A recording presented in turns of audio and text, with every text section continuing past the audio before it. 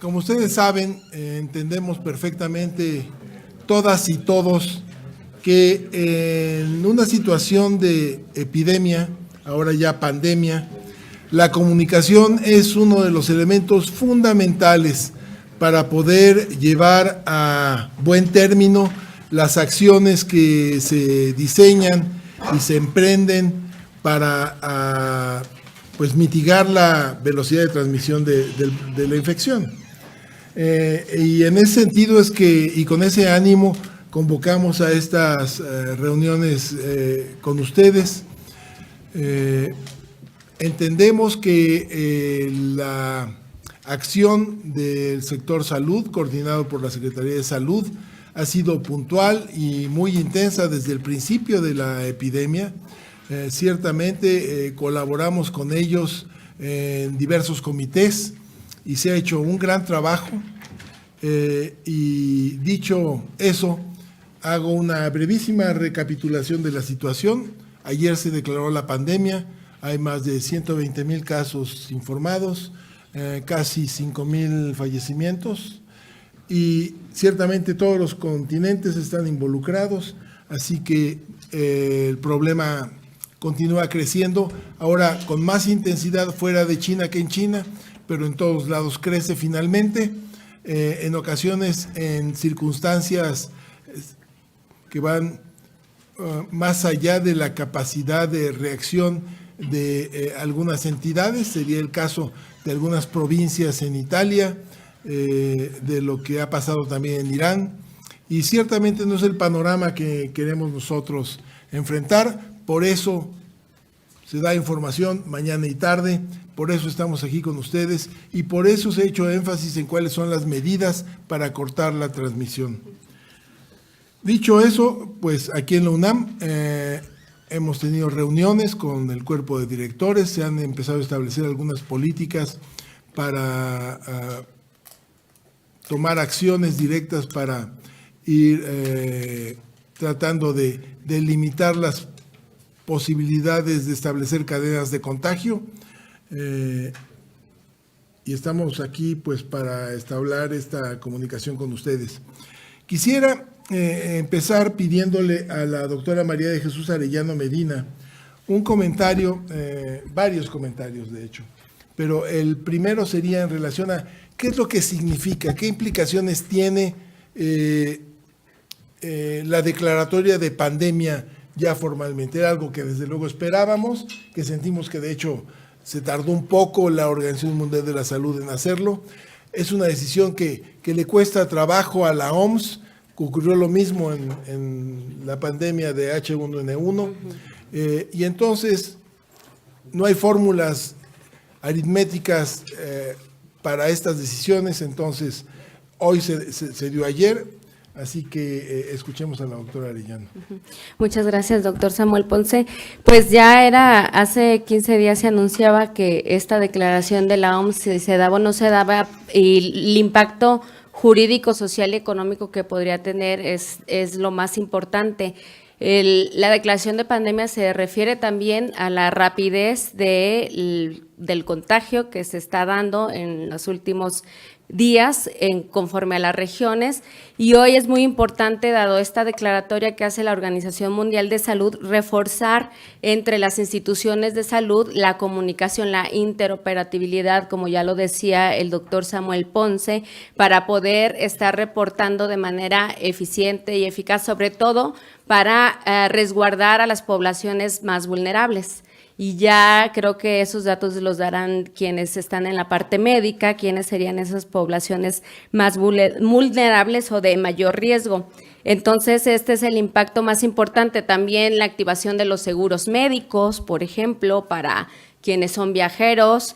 Es importante revisar de qué manera están funcionando nuestros seguros para proteger en un momento dado una situación de enfermedad o de atención médica. Entonces, brevemente, esas serían las principales implicaciones y, bueno, es muy importante la actuación de nuestro gobierno mediante la Secretaría de Salud, el Consejo General de Salubridad, para que se adopten las políticas de salud pública adecuadas que respeten mucho también la ética con la cual obtienen la información, se tratan a los pacientes y a nosotros también reforzar nuestra actitud ética ante esta información.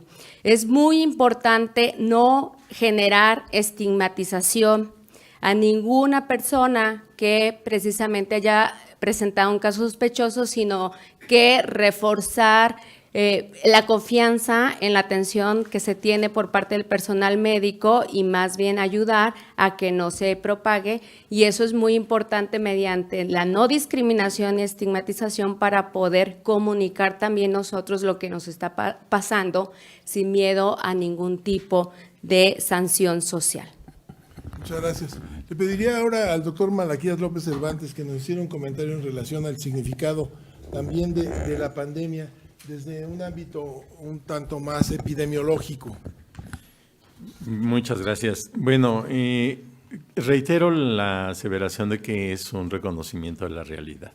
O sea, todos sabíamos que ya había presentación de casos por todas partes en el mundo y entonces se queda uno con la duda de decir, ¿y a poco eso no era pandemia? Pues claro que ya era una pandemia. Pero desde el punto de vista social y el punto de vista económico hay otras condiciones que yo creo que influyeron mucho en la consideración de esperar a que se diera la declaratoria, como ya dijo la doctora, y luego le agregaría otra más.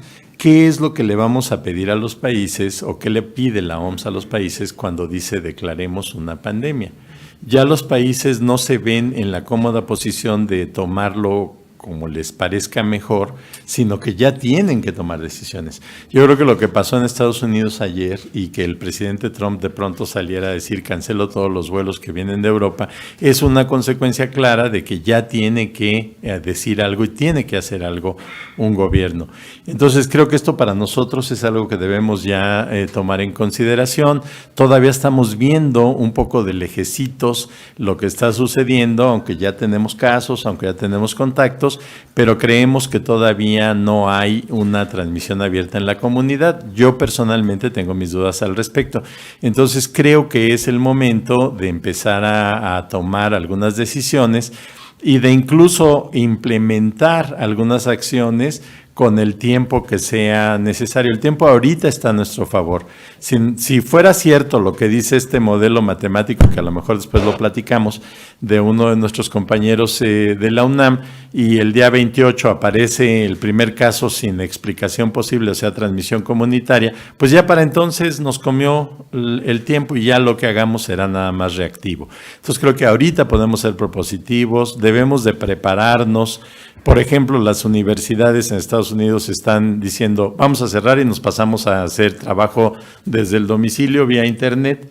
Bueno, ¿qué tal si llegara el escenario para nosotros? Pues de una vez lo vamos preparando. No que nos suceda que dice, ¿y ahora cómo le voy a hacer? Porque ya dijeron que no venga a la escuela. Entonces, esas cosas, estamos a tiempo. La declaratoria de pandemia nos pone en la necesidad de considerar algunas opciones y decisiones que no parecían obligatorias ayer. Pero nada ha cambiado de ayer a hoy, excepto la declaratoria, y ya vemos como opciones la acción social importante. Me estoy extendiendo mucho, pero quisiera mencionar de una vez y después quizás podemos regresar a otro tema. No existía evidencia científica de que el distanciamiento social fuese efectivo. Pues claro, pues la humanidad por primera vez con toda la tecnología y con todos los medios que tenemos hoy se enfrenta a un problema de esta naturaleza. Era imposible haber estudiado la epidemia de influenza de 1918 como podemos hoy estudiar esto. Anoche empezó a circular un primer trabajo que dice que en China tuvieron un 60% menos de lo que hubieran tenido gracias al distanciamiento social como lo implementaron. Fue demasiado dramático. Yo no veo en México condiciones sociales para algo como eso, pero les ahorró más de la mitad de lo que hubiera sucedido. Y todavía más interesante, dice, si lo hubieran hecho 3 semanas antes, hubieran bajado otro 60%. O sea, hubiera sido la cuarta parte de lo que se vio. ¿Será cierto? ¿No será cierto? Bueno, vamos a probarlo, pero es la primera vez que tenemos evidencia científica de que sí sirve tomar este tipo de decisiones. Entonces, creo que ya no es nada más decir, pero nos van a costar caras económicamente, pero la gente se va a molestar. Pues yo creo que ya vale la pena que la consideremos y que veamos qué caminos puede haber. Claro, muchas gracias. Claro que 3 semanas antes no estaban las condiciones para tomar esa situación. Entonces, le pediría en relación a viajes, que es un tema que ciertamente despierta pues inquietud, interés, un comentario al doctor Jorge Baruch para ver que nos platique sobre esto.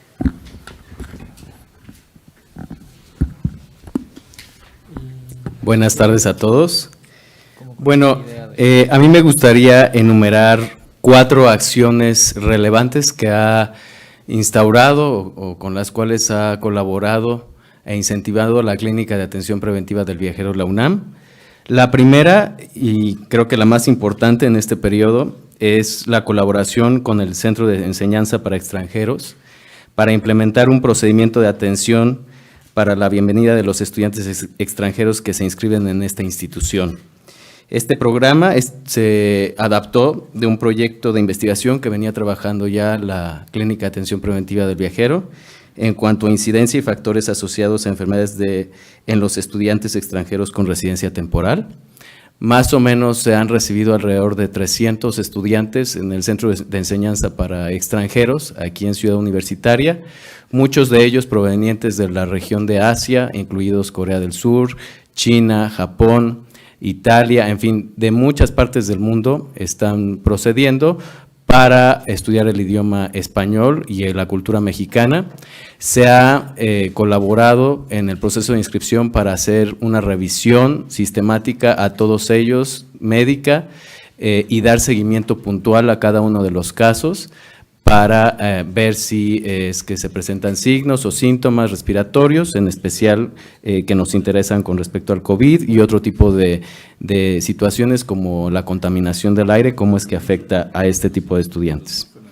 En segundo lugar, ya está trabajando la Clínica del Viajero de la UNAM en un plan de mitigación en caso de contingencia, que en este caso ya está una contingencia real a nivel mundial al momento de escalar a pandemia, y ha establecido alianzas puntuales con la industria del turismo para brindar asesoramiento en materia de manejo de riesgos y destinos, ya que se han incrementado mucho las dudas en cuanto a cancelación y postergación de algunos viajes de turismo, viajes esenciales a ciertas regiones del mundo que no necesariamente deben de pasar y que pueden afectar de manera importante esta industria que espera incluso ya pérdidas de una magnitud del 60 billones de dólares a nivel mundial para este 2020 y una contracción del mercado de entre el 3 y hasta el 12% en el caso de regiones como Asia-Pacífico. El tercer punto es que hemos ya iniciado el acercamiento con autoridades del deporte con la finalidad de compartir estrategias de prevención de riesgos en atletas de alto rendimiento. Cabe resaltar que la Clínica de Atención Preventiva del Viajero cuenta con los expedientes de todos los atletas olímpicos mexicanos y les da seguimiento puntual a todas sus necesidades cuando viajan. Incluso ha emitido recomendaciones en varios eventos olímpicos a nivel internacional desde el 2011 que se creó esta Clínica del Viajero de la UNAM y ya está en contacto permanente con el Comité Olímpico Mexicano para emitir este tipo de recomendaciones puntuales, ya que muchos de ellos se encuentran justo ganando puntos para los rankings mundiales y acceder a los campeonatos regionales, continentales y mundiales en rumbo a las Olimpiadas. El último punto, que también es muy relevante, es que como les mencioné en una conferencia de prensa pasados, la Clínica del Viajero de la UNAM veía como una barrera importante de acceso a los servicios de salud el tema del racismo y la xenofobia, y a partir del 14 de febrero inició con varias reuniones, convocando a varias entidades dentro de la facultad, perdón, dentro de la Universidad Nacional Autónoma de México, para proponer una campaña de prevención en contra del racismo y la xenofobia, que es justo uno de los problemas más importantes que se dan cuando los países empiezan a reportar casos confirmados. Entonces, la idea era tener la campaña antes de que se confirmara el primer caso en México. Salió en las redes y a nivel interno en la Universidad Nacional Autónoma de México 2 días después de que se confirmó el primer caso en el país, y estuvo conformado este esfuerzo por el Centro de Enseñanza para Extranjeros, la Dirección General de Cooperación e Internacionalización, el área de comunicación social de la Facultad de Medicina, la Coordinación de Relaciones y Asuntos Internacionales, el Programa Universitario de Estudios de Género, el Programa Universitario de Estudios de Diversidad Cultural y los Centros de Estudios para México, especialmente un agradecimiento al Centro de Estudios para México en China, México UNAM. Y bueno, queremos, no sé si se puede o después, podemos proyectar este video que va dirigido a la comunidad universitaria y que puede y debe de servir como modelo para que las autoridades a nivel nacional, local, aquí en la Ciudad de México, y regional en Latinoamérica, implementen este tipo de campañas que se han visto, lamentablemente este tipo de racismo y xenofobia ya en Europa y en Norteamérica. Gracias, doctor Baruch. Le pediría ahora al doctor Mauricio Rodríguez que nos hablara sobre un poco qué es lo que hay que hacer a nivel de preparación en la comunidad. Muchas gracias, muy buenas tardes. Mucho de lo que hemos atendido, de las dudas hacia el interior de la universidad, en los medios, versa sobre la preparación del gobierno, la preparación de las instituciones y la preparación de, digamos, el andamiaje oficial de la respuesta a la epidemia. Y hemos hablado reiteradamente de todos los esfuerzos que se han hecho desde los primeros días del año hasta antes de que entráramos a esta conferencia, para fortalecer la capacidad de diagnóstico, para fortalecer la capacitación, para fortalecer todo lo que se ha podido ir identificando. Y algunas veces nos detenemos a hablar sobre la preparación en la comunidad.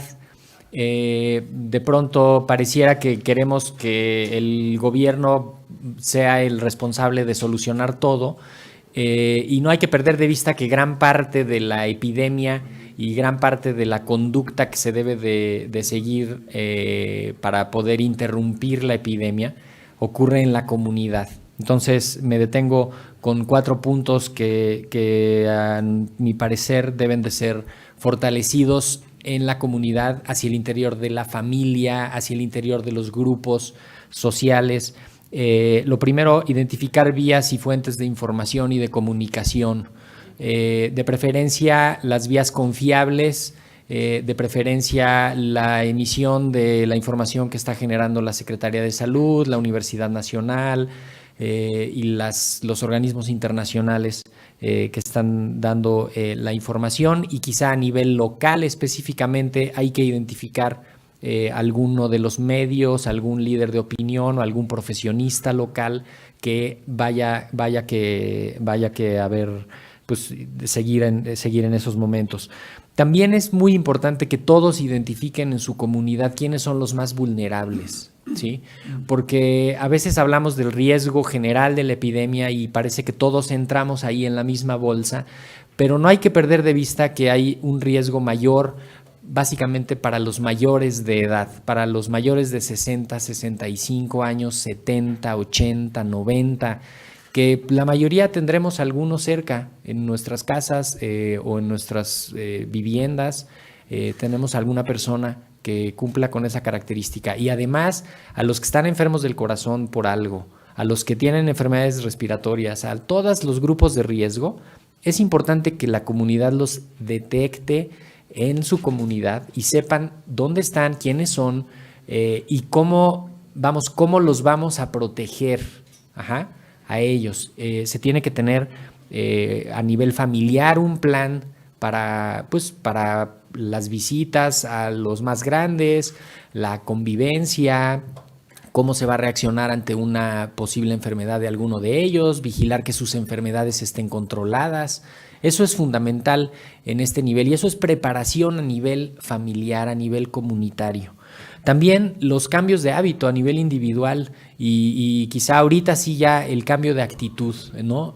Hay que cambiar ahorita la actitud, hay que tener una actitud proactiva, hay que asumir que somos sujetos de cambio y que somos determinantes para interrumpir la epidemia en la comunidad, todos los individuos, ¿sí? Todavía tenemos unos días de tregua y de chacoteo, de los saludos, la distancia, pero vamos entrenándonos para que no haya necesidad de usar eso ya, digamos, de manera más fuerte, y hay que tener el cambio de hábito de lavarnos las manos al llegar a casa, traer una botellita de gel, rellenarla, buscar dónde está el gel cuando lleguemos a donde haya más gente, lavarnos las manos cuando estemos en algún lugar público, cuando lleguemos, cuando salgamos, cuidarnos si estamos enfermos, cuidar al enfermo, cuidar al vulnerable de la comunidad, de la casa, de la oficina.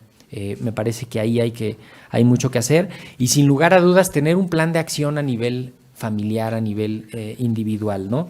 Hay que saber qué vamos a hacer con la familia, con los miembros de la familia, dónde están, quiénes son, quién tiene alguna enfermedad que haya que cuidar más, simplemente cómo nos vamos a proteger entre todos.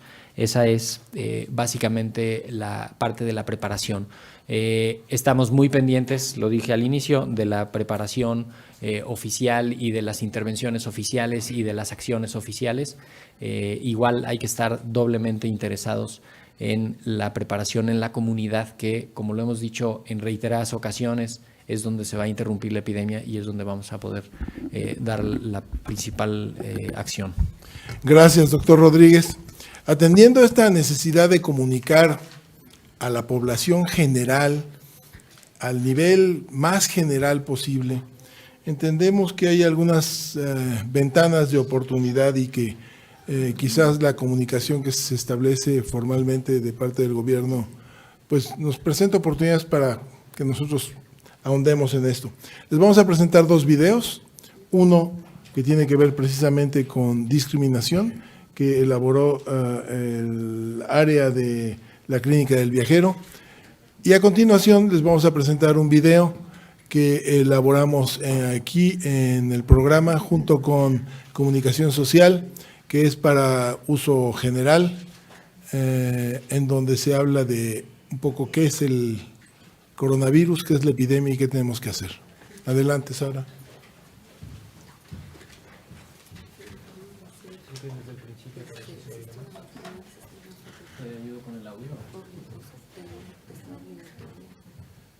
¿Cómo?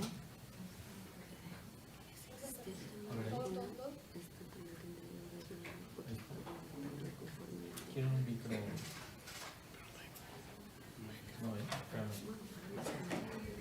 Cuando empecé a vivir aquí, me enfrenté a muchas cosas interesantes. Siempre pensé que... ¿Quieres ponerle el micro a eso? Le pongo el micro.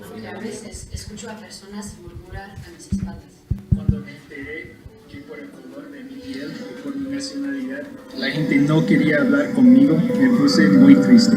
Y es que las enfermedades no son exclusivas de un solo país. Todos somos iguales. Iguales. Me acuerdo perfecto cuando la influenza llegó a México. Mucha gente alrededor del mundo nos tenía miedo. No éramos un peligro, amigos. ¿El país del que vienes? ¿El color de tu piel? Tu forma de hablar o tus costumbres pueden ser incómodas para algunas personas.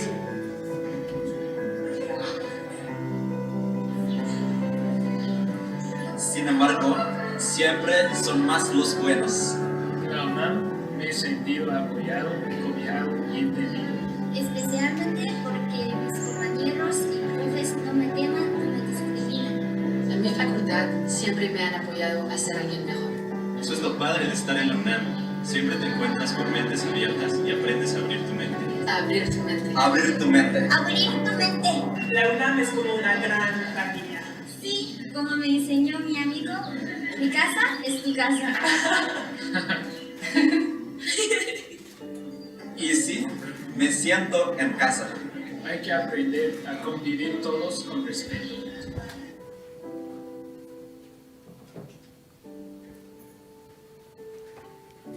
Y a continuación vamos a ver el otro video. Me imagino que este se puede distribuir. Nadie debe tomar a la ligera la enfermedad por el nuevo coronavirus. Puede ser una enfermedad grave. Se esparce por secreciones respiratorias, pero también por contacto directo. Si tocas una superficie, allí puede estar el virus. No hay que llevarse las manos a las partes húmedas de la cara, ojos, nariz o boca. Los síntomas se parecen bastante a los de la influenza, básicamente fiebre, tos. Van a ser muy difíciles de distinguir, pero cuando está una pandemia intensa, podremos saber que muy probablemente eso se trata más bien de coronavirus. Hay mucho que hacer por la prevención. Higienizar nuestras manos frecuentemente. Ya las autoridades nos tendrán que decir en qué momento tengamos que hacer acciones de distanciamiento social. No hay que hacerlo antes de tiempo. Las autoridades nos van a estar dando la información más veraz posible. No hay que salir a hacer compras de pánico. Los cubrebocas o las mascarillas convencionales de las farmacias no te van a ayudar. Esas son para etiquetar a los enfermos.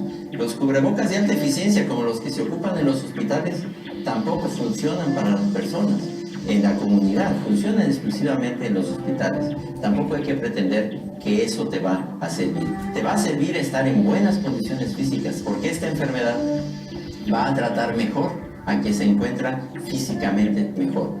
Pero hay buenas noticias también, en que la mayoría de las personas no van a tener una enfermedad grave, es lo que se conoce como el 80-15-5.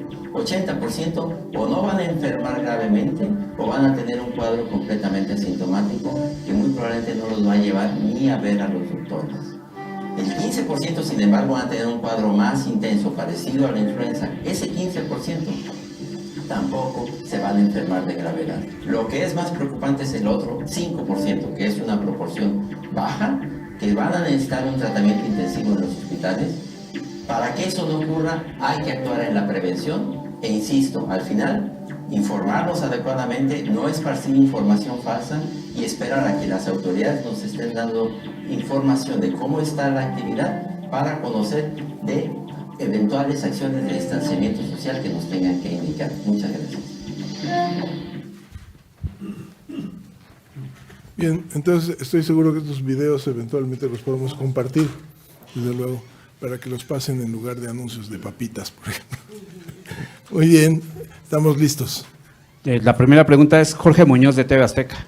Gracias, acá atrás de las cámaras. Buenas tardes. Quisiera saber si esta comisión integrada por todos ustedes recomendaría al gobierno mexicano lo que ya están haciendo nuestros vecinos, como Estados Unidos, por ejemplo, Guatemala, en el sentido de cancelar el tema de vuelos de Europa, eventos masivos, y podrán argumentar que cuesta muy caro y que económicamente nos va a pegar. En Estados Unidos ya cancelaron la NBA. Saber si el fútbol mexicano tiene que seguir, si otras ligas tienen que seguir. Y, bueno, saber si en realidad se puede abrazar o no, como dijo hoy el presidente. Y no sé si ustedes han estado en contacto con las redes sociales, pero en las redes sociales desde ayer, desde antier, hay mucha incredulidad acerca de las cifras que el gobierno mexicano está dando, en el sentido de que cómo es posible que nosotros tengamos tan poquitos casos y en Estados Unidos tengan esta cantidad de casos ya, cuando aquí prácticamente no se ha hecho gran cosa para frenar el tema del coronavirus. Entonces, saber si ustedes han leído este tema de redes sociales y qué opinan. Gracias. Muchas gracias por la pregunta. Déjenme intentar resolver alguno de estos puntos. También le pediría al doctor Malaquías López que nos hiciera un comentario.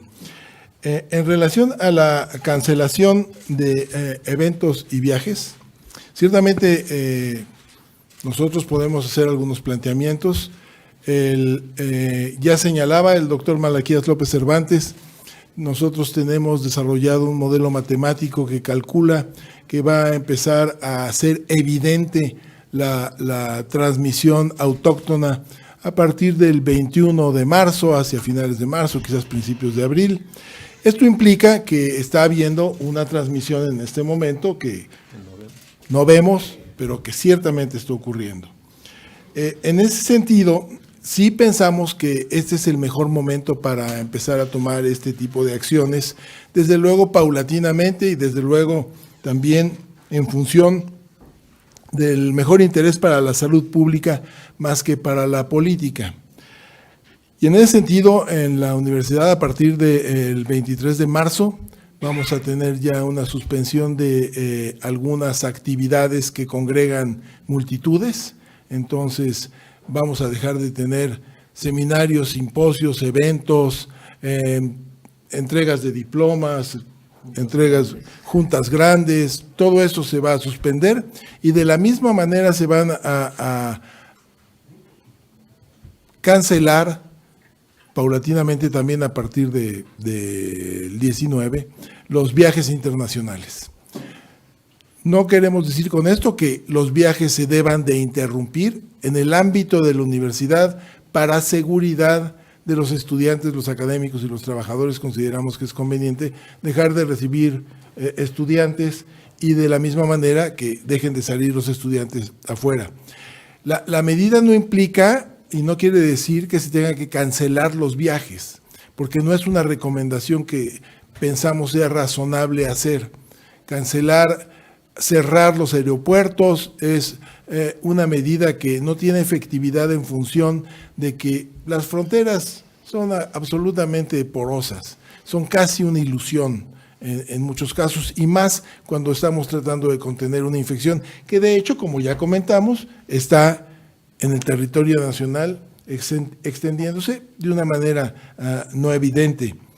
De la misma manera, pues desde luego cada quien sigue teniendo la libertad de abrazar o saludar a quien se deje, pero no es una práctica que nosotros podamos recomendar. Sobre las cifras, el tema es muy interesante porque lo que yo diría, yo no pienso que estén escondiendo ningún dato.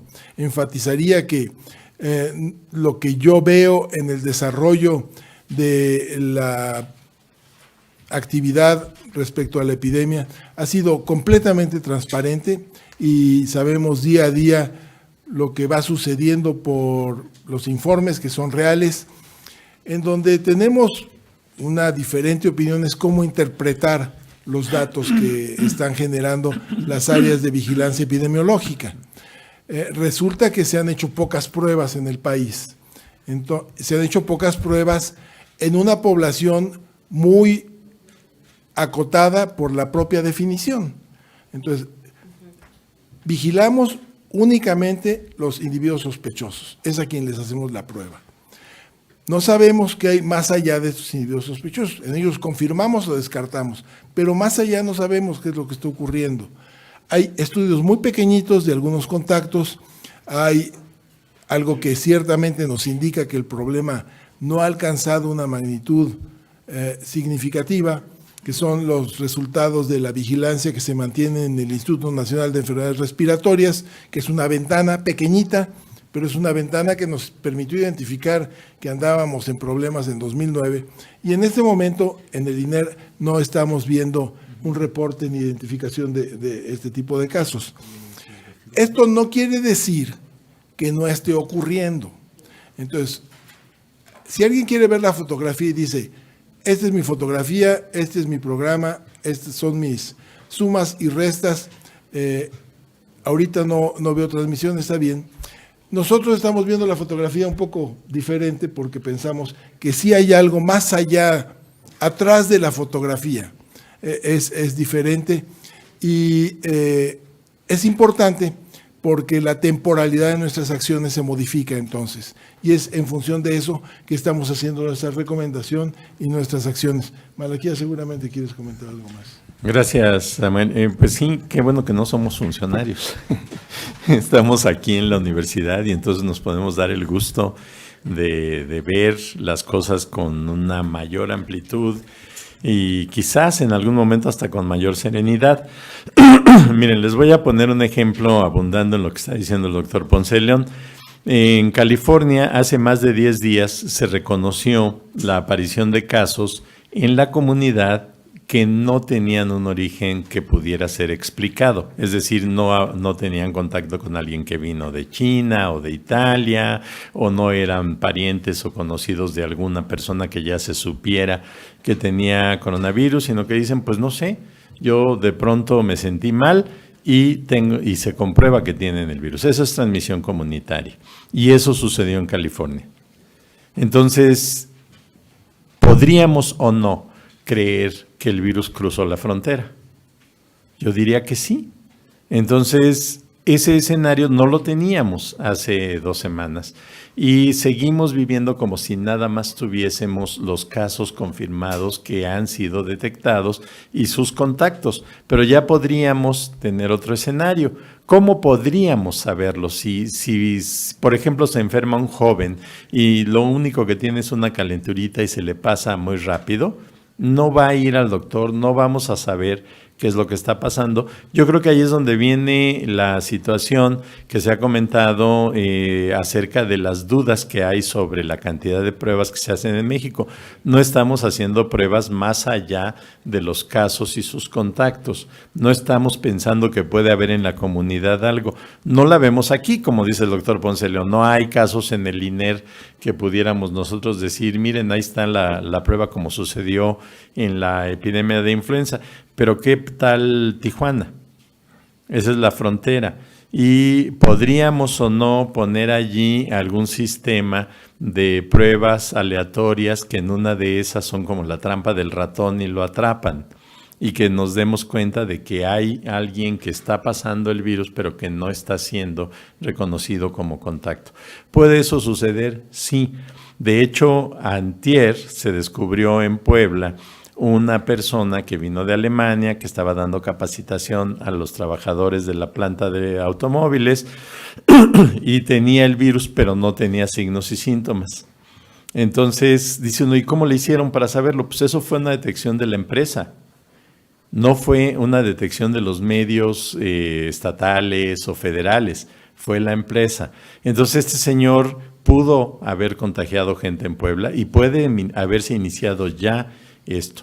Yo creo que en la conferencia que hubo en la mañana ya se empezó a hablar de esto, ya se empezó a pensar cómo se puede abordar un cambio de fase. Ya no estamos nada más en la primera fase, ya no es nada más los casos y sus contactos, que son unos poquitos, sino que tenemos que entrar en otra etapa.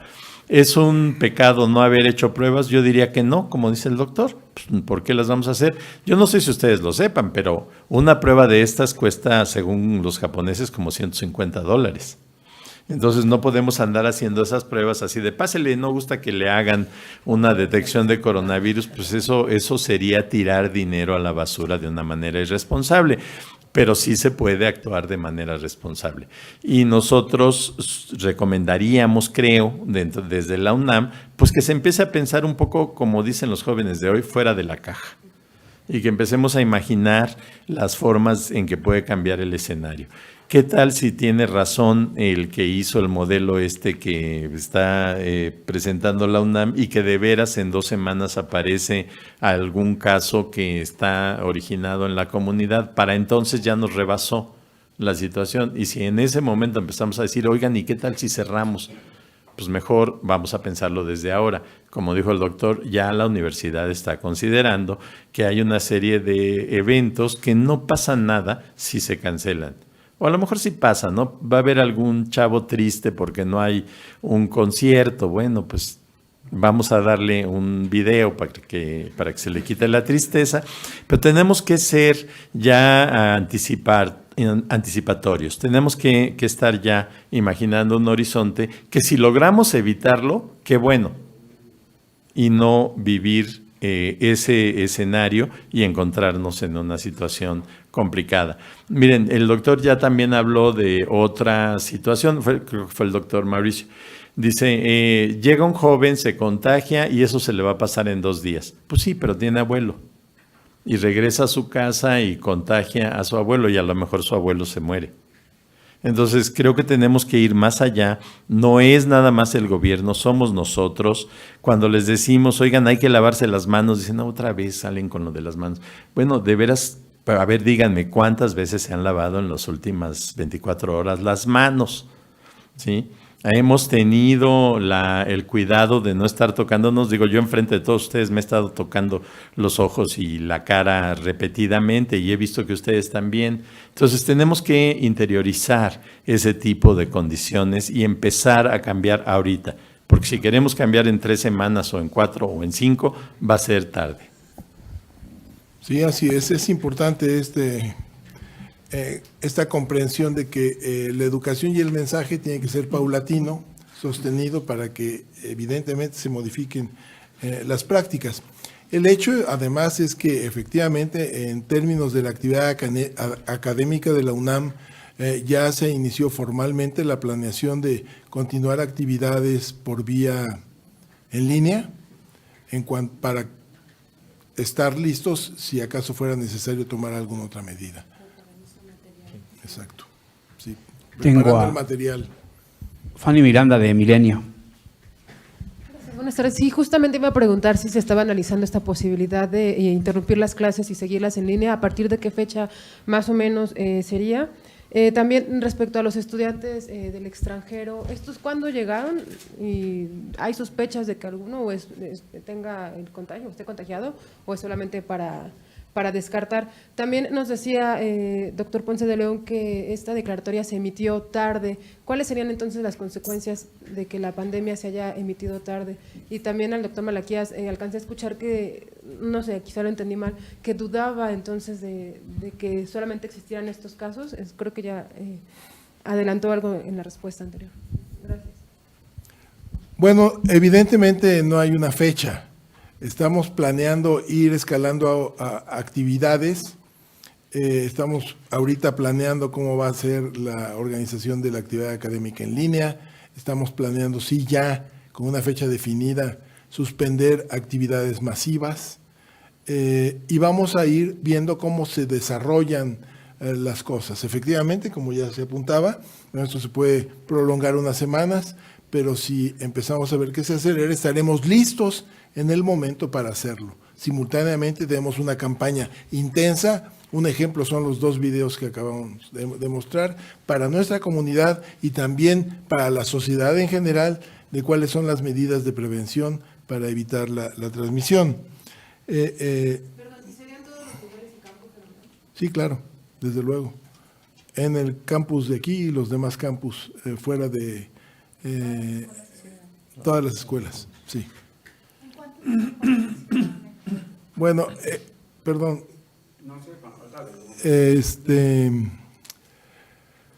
Estamos hablando de que vamos a iniciar estas actividades ya. La preparación se tiene que ya dar desde ahora en términos de que hay que empezar a planear materiales, comunicaciones, etcétera. Un poco lo de los viajes también se tiene que ver desde ahorita para que se haga efectivo a partir del 23. Lo mismo algunos eventos grandes. Los eventos más grandes, algunos, estamos viendo cómo está la situación. Ahí vamos a ver en términos de... no hay una definición en este momento en virtud de la misma situación actual en términos, por ejemplo, de los conciertos del fin de semana. Entonces, esto vamos a ver cómo va a ocurrir. Ciertamente hay concierto este sábado y domingo. Vamos a ver cómo viene la semana para después. ¿Ok? Perdón. Sí, Malaquías. Bueno, nada más agregar, bueno, miren, los Juegos del América deberían de cancelarse ya y nada más dejamos los de los Pumas, ¿no? Pero lo que sí quiero adelantar es que si mañana se supiera que hay un caso en Guadalajara, pues tendríamos que empezar a actuar ya mañana, ¿no? No podríamos estar esperando. Ahorita suponemos que estamos todavía con un tiempo de plazo en el que la transmisión comunitaria podría no estar ocurriendo o mantenerse a un nivel muy bajo, y nos da tiempo para hacer todos estos preparativos. Pero yo creo que no es nada más la UNAM. Igual y la UNAM pesa mucho en el escenario nacional y dicen, oigan, ya empezó la UNAM y empieza una cascada. En Estados Unidos sucedió, Harvard cerró y en cascada cerraron todas las universidades. Ahora, ¿por qué cerró Harvard? Porque tenía ya 2 personas que habían sido demostradas como positivos. Ahora ya tienen más de 2. Pero ya todo está cerrado y hasta los estudiantes, allá los estudiantes viven en dormitorios y en departamentos y casas que son propiedad de las universidades, ya los echaron para afuera y les dijeron váyanse a su casa. Bueno, eso genera una crisis. Hay quienes no saben qué hacer, quienes no tienen opción. ¿Qué tal si les decimos desde ahorita empiezan a prepararse? Nosotros ya le estamos planteando con esto que mencionó el doctor Ponce León a los profesores y a los estudiantes, primero que digan cómo le van a hacer para comunicarse en caso de necesidad. Segundo, cómo le van a hacer para mantener sus actividades académicas si ya no pudieran venir a los salones. Si eso sucede en una semana, pues ni modo, pero si sucede en 2, pudiera ser mejor. Tenemos enfrente la Semana Santa, ahí baja mucho el contacto social de una forma, pero pasan otras cosas, como que se van a los balnearios y allá se dan de besos y de abrazos, y entonces se aumentan los riesgos. Entonces tenemos que estar poniendo todo en la balanza. No tenemos respuestas definitivas. Queremos trabajar conjuntamente con todos, por supuesto con las instancias federales, para estar listos. Yo personalmente, pero conste que eso es personal, pienso que tenemos un aliado que es el clima. Ciertamente la mayor parte de México ya entró en la etapa de cambio de clima, no de cambio climático, sino de cambio de clima en el año, también en el cambio climático, pero el norte todavía está muy frío. Y entonces podemos tener allí todavía un riesgo diferente que el que tenemos en el centro o en el sur, pero todas esas variables debemos de tomarlas en consideración. ¿Qué tanto nos van a ayudar? ¿Qué acciones complementarias podríamos implementar? Y contar más bien con la simpatía y con la ayuda de los medios, de la población, de las familias, para que todos juntos, en conjunto con quien sea, con las autoridades federales, las estatales, las municipales, haya un preparativo para que no nos vaya tan mal si este virus saca la cabeza y empieza a aparecer en el escenario.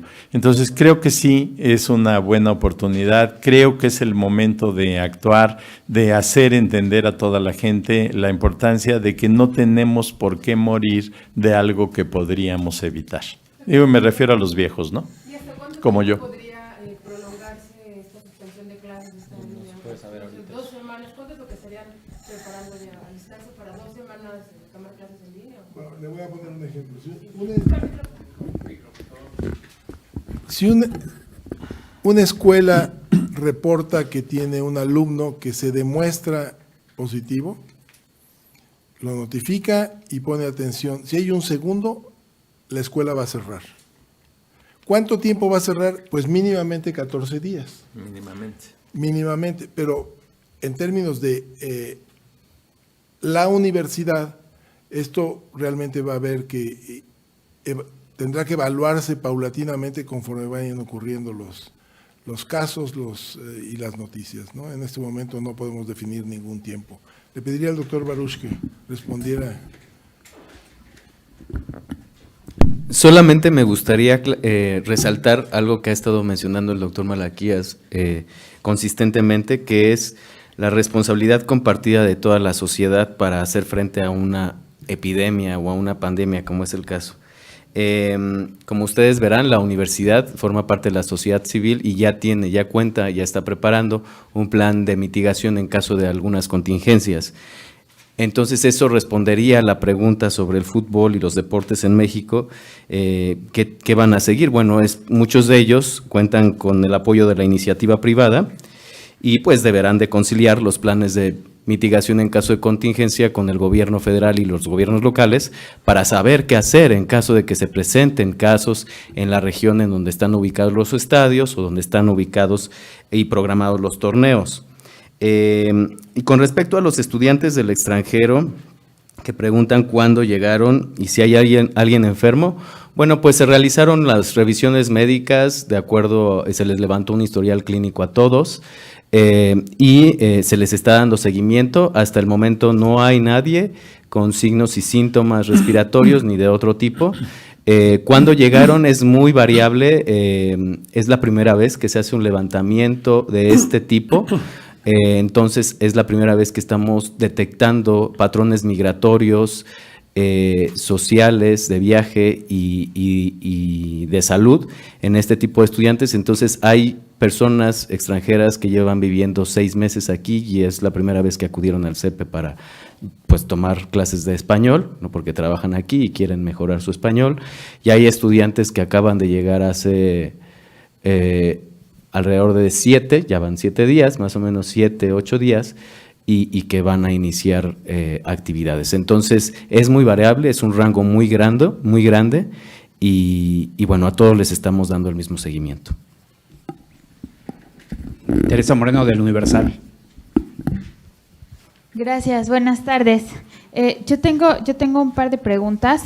Una, preguntarles si consideran que el presidente López Obrador esté minimizando este tema de la contingencia por COVID. ¿De qué manera específica se tendría que empezar a actuar, el gobierno federal? Si nos puedan decir de manera concreta, específicamente, qué es lo que tendría que hacer para comenzar a prepararnos, como ustedes lo han mencionado, y también si se deberían hacer estas pruebas aleatorias. Mencionaba el doctor Malaquías que a lo mejor en Tijuana hacer pruebas aleatorias. ¿Se tendría que hacer a nivel nacional pruebas aleatorias de COVID-19? Gracias. Sí, déjeme comentar que desde el principio del primer aviso de la epidemia, el sector salud comenzó a tener una vigilancia puntual de los eventos, organizó grupos de trabajo y estableció una serie de objetivos que se han venido cumpliendo a lo largo de estas semanas. Se ha realizado una gran cantidad de trabajo, un gran esfuerzo, una gran concertación entre todo el sector salud. Se han valorado la capacidad de respuesta institucional, se han medido las necesidades de insumos. En suma, hay realmente una gran preparación. No sé un poco de dónde viene la noción de que no ha habido preparación o qué tendrían que hacer. Están haciendo lo que tienen que hacer, de eso no me queda ninguna duda. Tenemos una diferencia de opinión en cómo se interpretan algunos de los resultados y ciertamente sería muy bueno tener algunas evaluaciones. Seguramente las van a implementar, no lo sé, pero el hecho es que nosotros pensamos que este es el momento oportuno, aquí y ahora, para empezar a tomar estas acciones. En relación a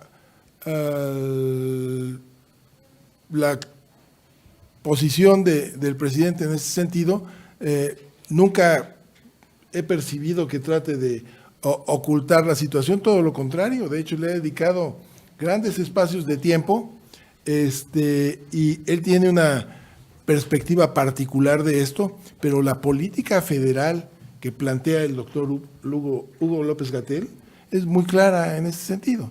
Entonces, no sé, ¿quieres complementar algo, Malaquías? Sí, mira, pues que no le vamos a contestar eso. No hay necesidad de una confrontación. No estamos aquí para corregirle la plana al gobierno federal, sino para ayudar, como dice el doctor Ponce León, al gobierno federal en lo que sea posible que nosotros podamos contribuir. Mi idea de lo que puede estar sucediendo en la frontera, pues tiene una serie de argumentos de carácter científico que creemos que pueden ser válidos y que vale la pena. Ahora, no se necesita hacer pruebas de laboratorio necesariamente para poder identificar que, por ejemplo, están apareciendo más personas con infección respiratoria. pues simplemente hay más infecciones respiratorias, si lo reportaran los médicos en los centros de salud, si lo reportaran las clínicas del IMSS, si lo reportaran los médicos privados, daría la pauta para sospechar que algo está sucediendo y luego vemos qué es lo que está sucediendo. Pero por otra parte dicen, bueno, en Honduras ya apareció un caso y sabemos que tenemos un flujo migratorio muy importante en el sur.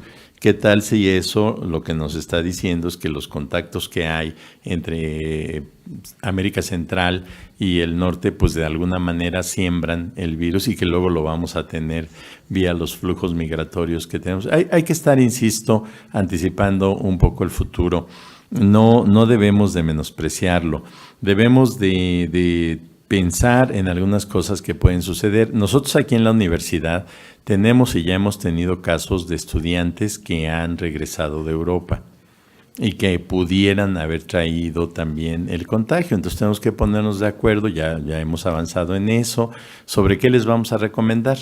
Si ven ustedes que hay un joven, digamos, en Italia y que puede y quiere quedarse allá, ¿para qué lo traemos suponiendo que estuviera infectado para meterlo a su casa y confinarlo ahí con sus papás y con sus abuelos? O sea, no necesariamente es una buena decisión, pero tenemos que platicarla con los propios estudiantes y manejarla con ellos. Yo en la mañana le puse la más atención que pude a la conferencia de prensa y creo que ya se habló de esto y ya se dijo que se está buscando el camino para poner en operación mecanismos de vigilancia que ya nos hagan pensar si estamos cambiando de etapa en el desarrollo de la epidemia. Entonces, pues esa es la chamba de ellos. Nosotros tenemos que ayudar, como les digo, ¿no? No sé quién me decía que, uy, qué padre, ahora que ya no pueden volar de Europa a Estados Unidos, se van a venir a México y entonces vamos a tener una oportunidad de negocios, ¿no? Bueno, la pregunta sería, ¿y qué tal si eso lo que significa es que nosotros tenemos un incremento del riesgo de importación de casos, ¿no? Pero también de nuevo en la conferencia se habló de que ahora sí ya en los aeropuertos se va a fortalecer la red de detección de personas que estén arribando y que pudieran venir con contagios. No sé qué haríamos si vienen con el contagio, ¿no? Si los subimos al avión y les decimos que se regrese o a dónde lo vamos a llevar, pero por lo menos lo vamos a saber. Entonces creo que lo importante no es decir de manera tajante qué se debe de hacer y cuándo se inicia y cuándo se termina, sino que empecemos a explorar conjuntamente todos cómo vamos a manejar esta situación. Y quizá, perdón, es, o sea, muy reiterada la idea de que no hay preparación. Me parece que ustedes tienen una responsabilidad también de transmitirle a la población toda la preparación que sí hay, con hechos, desde los primeros días de enero. Creo que eso nos lo pueden preguntar 200 veces. Les ayudamos a formularlo con argumentos. Hay una parte técnica para la que sí está preparado el país. Nadie está preparado para lo que pasó en China. No, nadie está preparado para eso. Pero estamos preparados, en los estados ya están haciendo diagnóstico, en los hospitales ya tienen planes de reconfiguración, ya hay planes ya están los lineamientos para atender a los pacientes, ya hay planes de comunicación. Llevamos 4 semanas hablando de esto. Eso es preparación y todos somos parte de ella. Entonces, creo que sí, ahí es pues simplemente voltear a ver ese vaso, pues no sé si medio lleno, pero pues reconocer esa preparación y seguir con la siguiente etapa de la comunicación.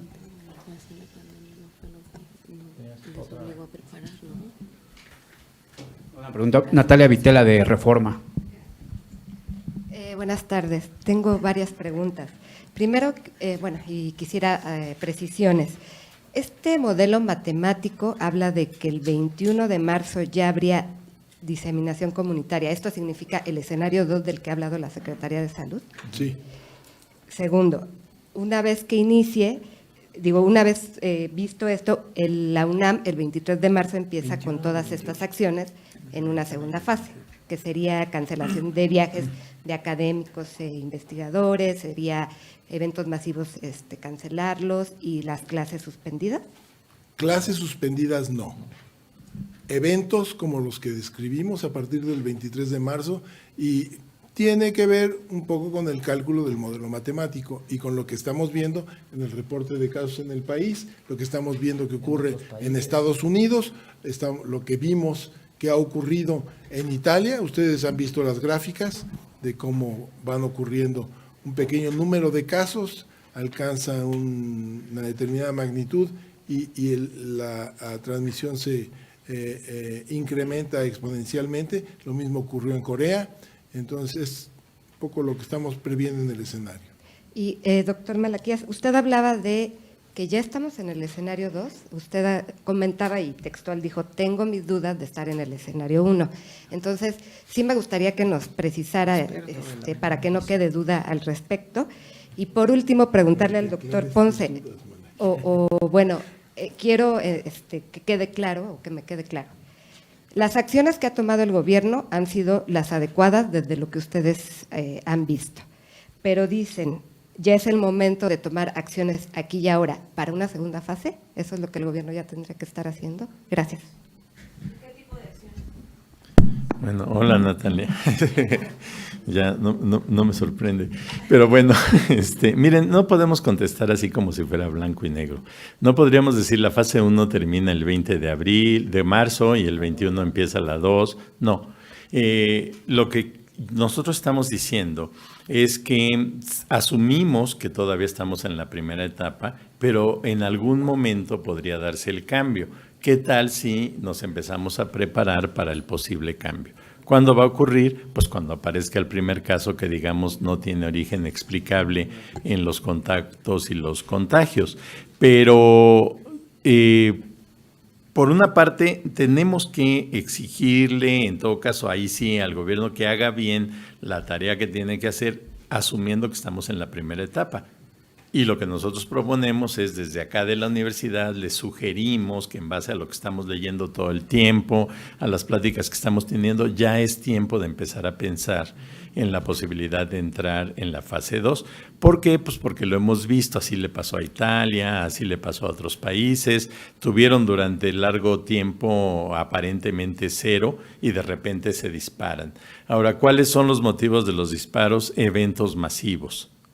Ahí sí, eso de que va a haber un festival de música que yo no sabía, pues ese puede ser un muy buen momento para contagiar a mucha gente y entonces la semana que entra pues ya entramos en la fase 2, ¿no? Pero lo malo sería entrar de repente sin que nos demos cuenta y sin haber meditado sobre cómo vamos a responder.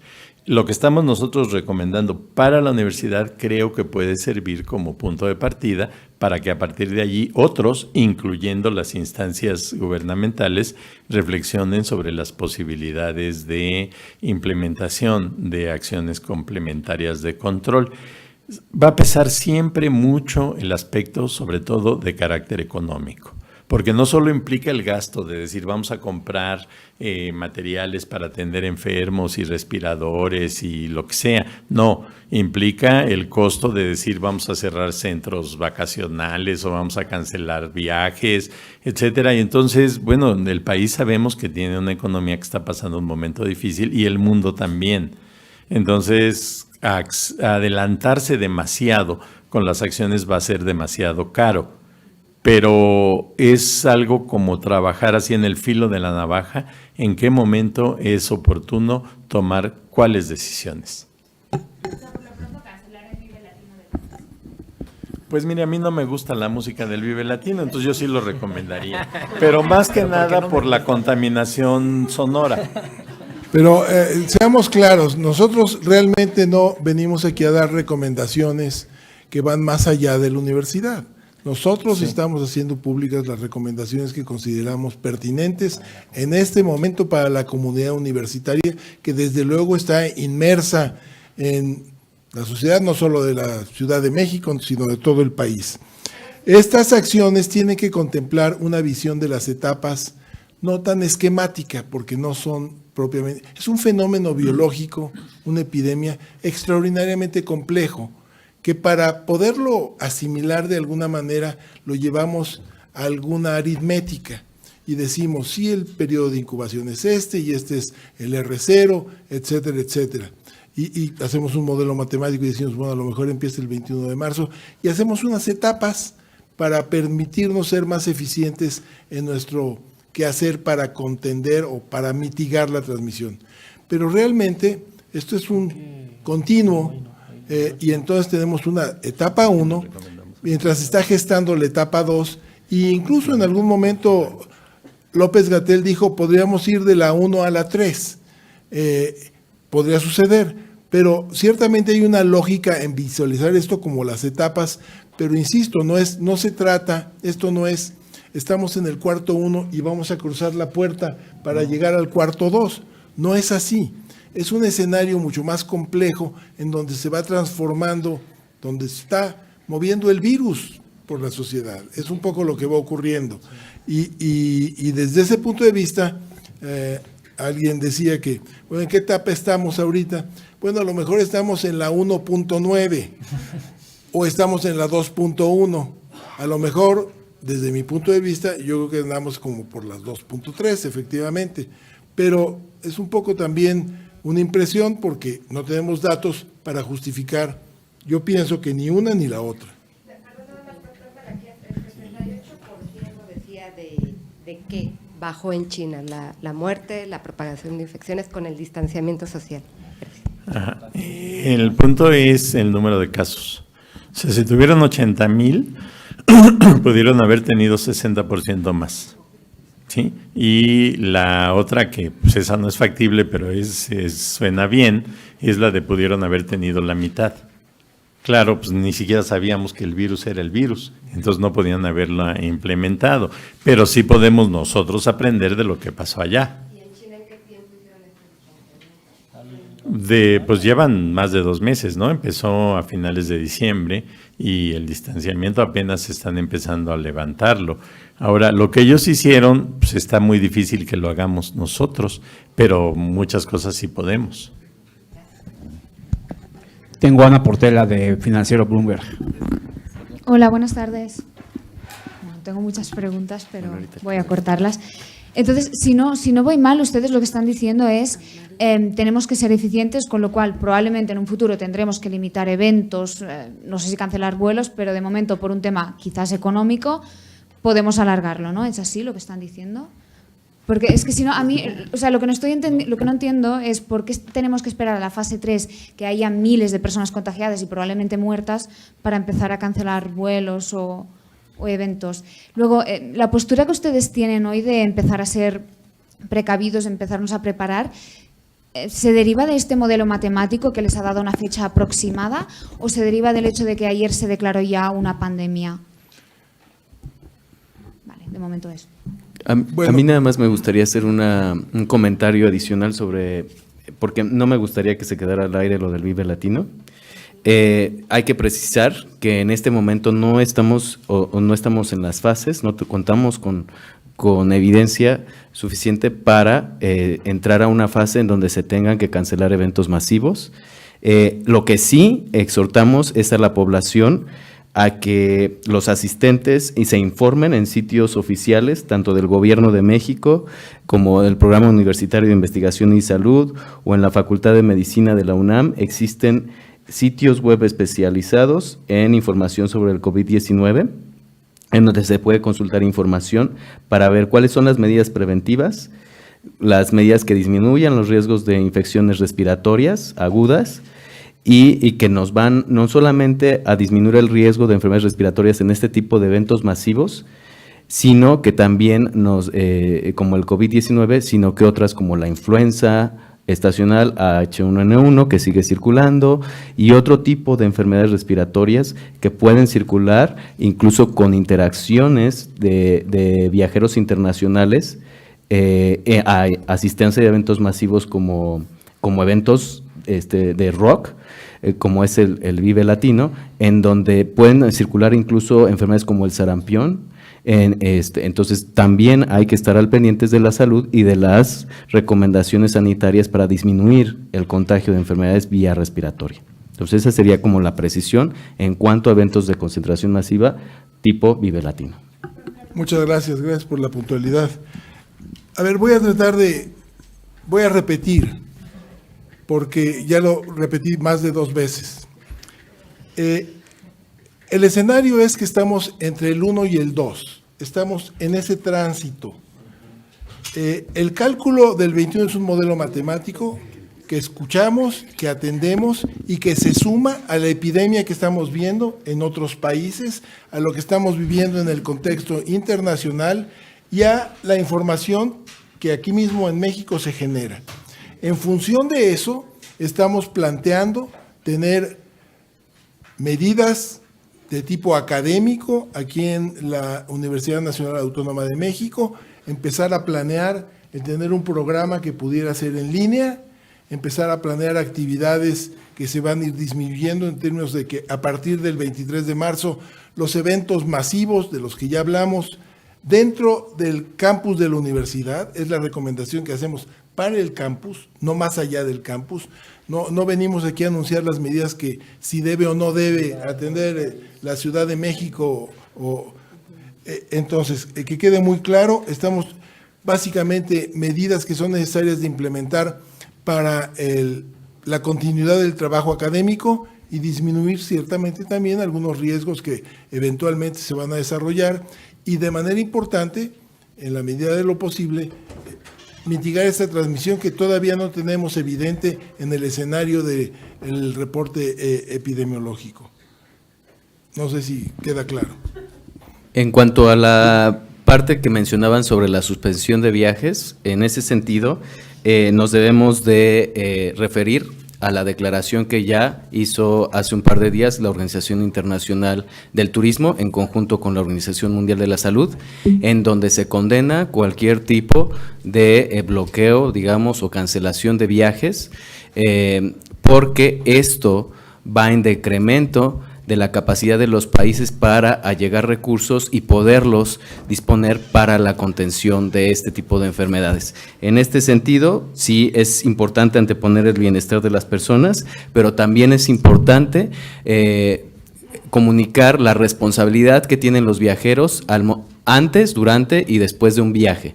Y eso es lo más importante, el mensaje más importante que debe de tener la sociedad mexicana en este momento, es que los viajeros internacionales pueden contraer una enfermedad si es que están en algún país en donde se está dando una transmisión comunitaria, pueden regresar a México como mexicanos o como extranjeros viviendo en México, y si no son responsables con su salud y no informan y notifican este tipo de signos y síntomas que ya han circulado en los medios de comunicación a la unidad de inteligencia epidemiológica con tiempo, pueden ponernos en graves problemas, no solamente a sus familias o a la comunidad en donde vivan, sino a todo el país. Y en otro sentido, también va este mensaje de la Organización Internacional del Turismo y de la Organización Mundial de la Salud para que los viajeros eviten viajar enfermos. No pueden viajar enfermos, que les quede claro. Si un viajero presenta síntomas o signos de enfermedad, sea diarrea, sea respiratorio, sea un dolor de cabeza, necesitan no automedicarse y solicitar apoyo médico antes de viajar y de ser necesario, pues posponer el viaje.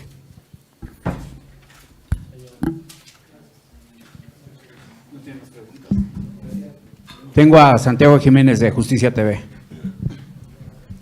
Gracias. A mí sí me gustaría que me ofrecieran una recomendación, porque bueno, yo sé que los comentarios que están haciendo, lo están haciendo a un nivel de muy jurisdiccional de la universidad, pero ustedes son el brazo científico de la sociedad y pues si a ustedes no se les pregunta, ¿a quién se les pregunta?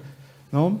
Creo que la opinión de ustedes es la más clara en momentos como estos, ¿no? Porque a veces la sociedad no le tiene mucha confianza al gobierno que tiene, ¿no? Sea de X o de Y. A mí me gustaría saber en qué momento del desarrollo de la pandemia se tiene que pensar en el cierre de las escuelas, no solamente de la universidad, sino del total de las escuelas, porque es un lugar de reunión de chavos. Y en qué medida, y si tenemos la capacidad tecnológica para realizar clases extramuros. Gracias. Lo de la capacidad tecnológica se la dejo aquí a Mauricio. Sí me gustaría decir que no tenemos una fecha determinada en este momento de decir cuándo vamos a cerrar o si vamos a cerrar las clases regulares. En el escenario lo contemplamos, en el escenario vamos preparándonos para hacerlo si es necesario. Va a depender básicamente de entrar a una fase 2 y qué intensidad va a tener esta fase 2. Básicamente de eso va a depender, no podría ser más específico. Y efectivamente entiendo muy bien el planteamiento de decir, ciertamente la universidad es la perspectiva científica de nuestra sociedad en el país. Nos preciamos de eso y creo que lo hacemos muy bien. Y en función de eso, damos este mensaje también. Y en relación a la capacidad tecnológica, pues baste decir que en México el 80% de la población general, entre el 70 y el 80%, tienen un celular, un teléfono inteligente. Asumiría yo, no conozco la encuesta específica para universitarios, que debe ser mucho más alto que el 80%. Entonces, en función de eso, le pido a Mauricio que nos haga un comentario en relación. Creo que justamente la idea de poner ese tema es que se voltee a ver las plataformas que existen y que se comience a pensar en ese tema y que comiencen a identificar la mejor forma de trabajar. Eso lo va a hacer ahí sí casi que cada profesor con su grupo. Lo que le puede servir a un profesor quizá por el tipo de asignatura que imparte o por el tipo de trabajo que se requiere, tiene que ir programando si va a dejar unas lecturas, si va a recibir correos, si va a trabajar en línea. Hay muchas plataformas, la universidad tiene una plataforma en línea muy vasta de cursos ya actualmente en línea, hay muchas herramientas, hay muchas vías de distribución de estos cursos.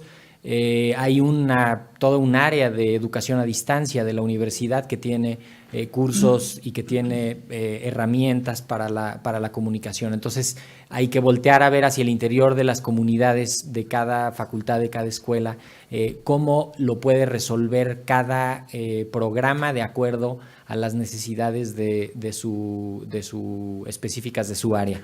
Y también vale la pena recordar, y lo hemos mencionado muchas veces, varios de los integrantes de la comisión de la UNAM y varios de los otros profesionistas que están cerca también participan en los grupos multidisciplinarios que hay a diferentes niveles, ¿no? A nivel técnico, a nivel de laboratorio, a nivel clínico, y digamos, hay un diálogo permanente con estos grupos que han convocado las instituciones, que han convocado en diferentes foros. Entonces, muchas de las inquietudes también se trabajan ahí, también se llevan ahí, se retroalimenta y vamos, así es como se han ido haciendo algunos ajustes. Hemos visto algunas reacciones, algunas modificaciones y es un ir y venir pues quizá estamos viendo ahorita como con demasiada atención algo que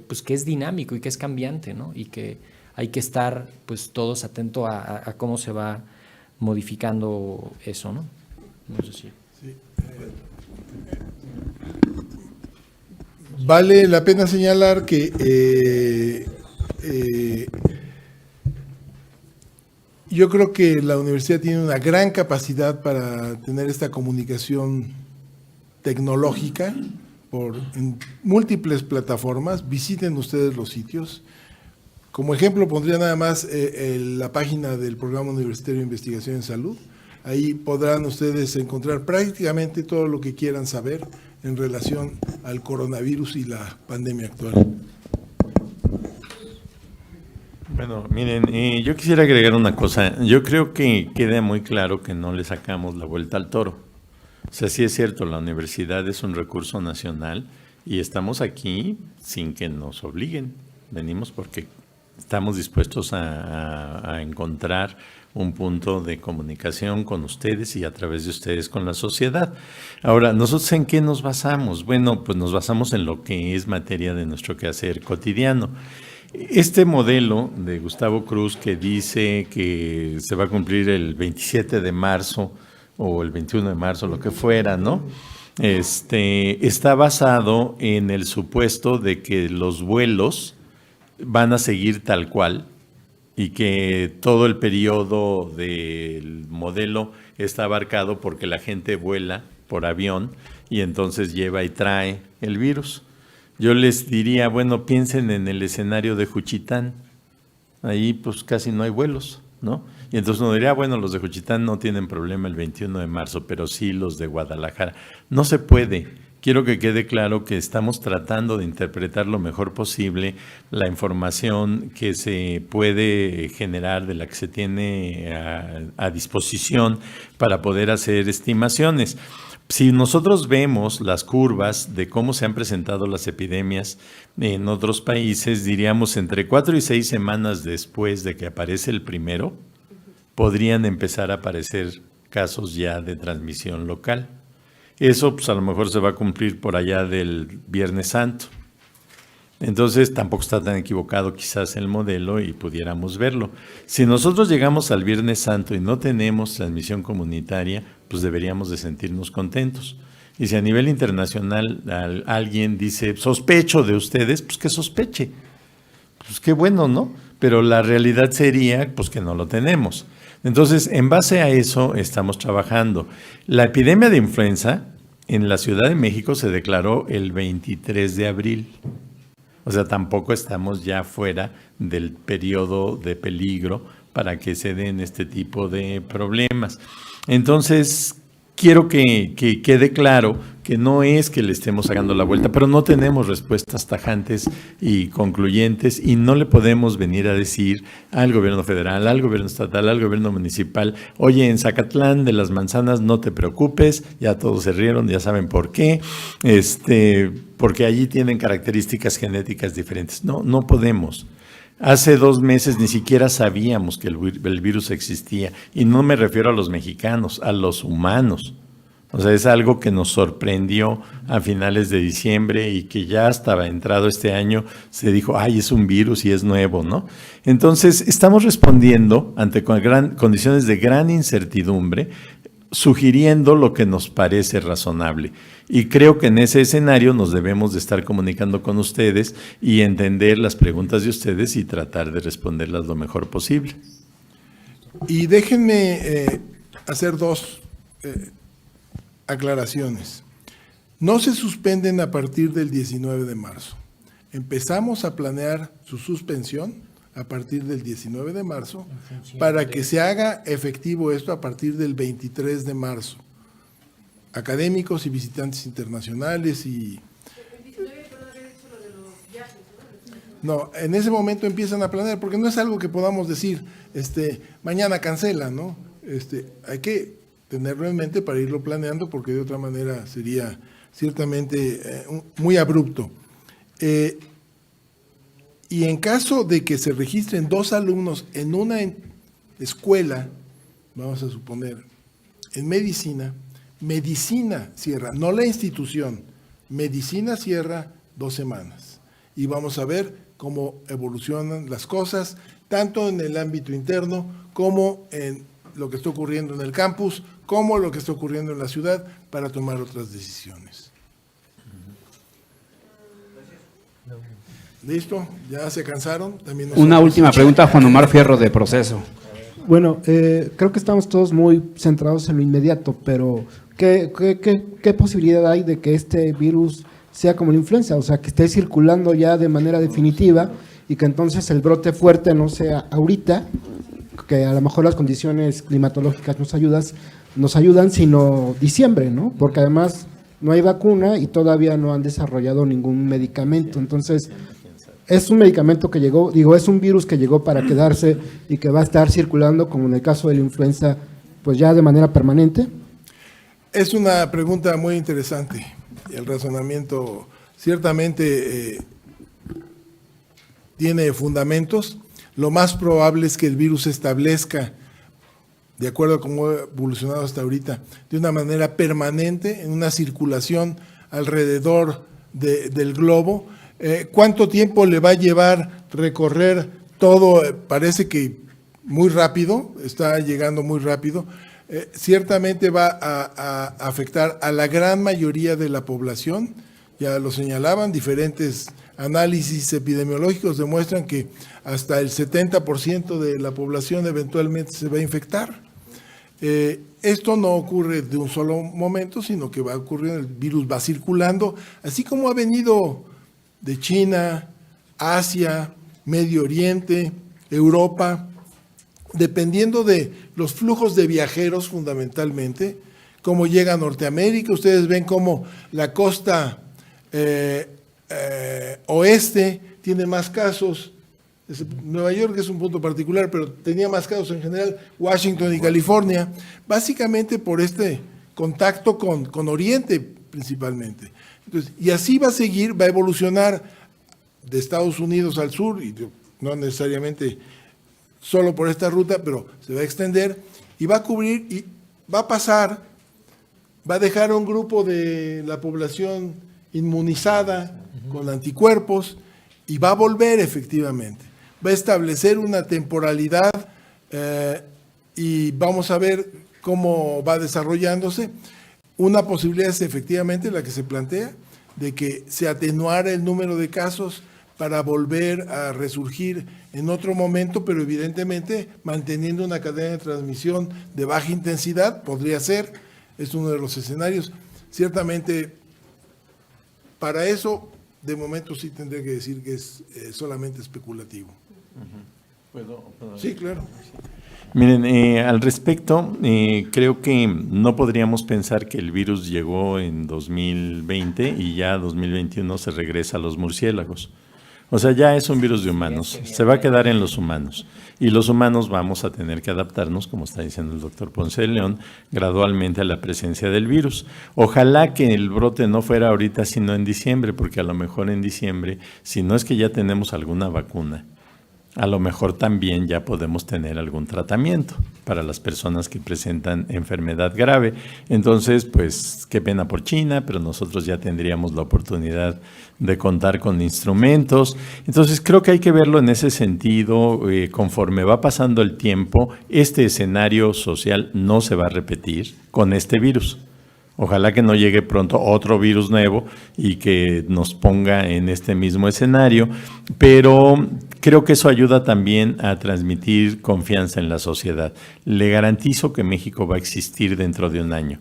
A menos de que me muera, le prometo estar aquí dentro de un año y va a ver que no nos fue tan mal y que sobrevivimos, porque así es la humanidad. Esto le ha pasado a los seres humanos desde tiempos inmemoriales. No es el primer germen, virus, que aparece y que provoca estos problemas. Lo que estamos buscando es cómo minimizar el impacto, que no nos pase como aplanadora por encima y produzca cualquier daño que se le dé la gana al virus, sino que nosotros, asumiendo que somos más inteligentes que los virus, podamos reaccionar en la manera correcta para contender mejor con la epidemia.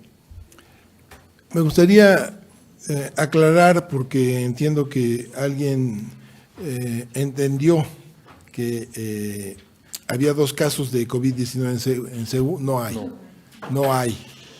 Estamos hablando de una situación hipotética en algún momento, si llega a ocurrir. No hay en este momento, en nuestro conocimiento, estos casos. No hay cierre de actividades tampoco. Estamos haciendo una planeación de cómo vamos a ir realizando alguna disminución en eventos, en planeación académica y en atención a lo que está ocurriendo ciertamente en el grupo de alumnos, investigadores, profesores, trabajadores, para estar muy atentos en lo que vaya ocurriendo y tomar las medidas oportunamente. Acabamos. Muchísimas gracias por su atención. Muchas gracias a los acompañantes. Gracias.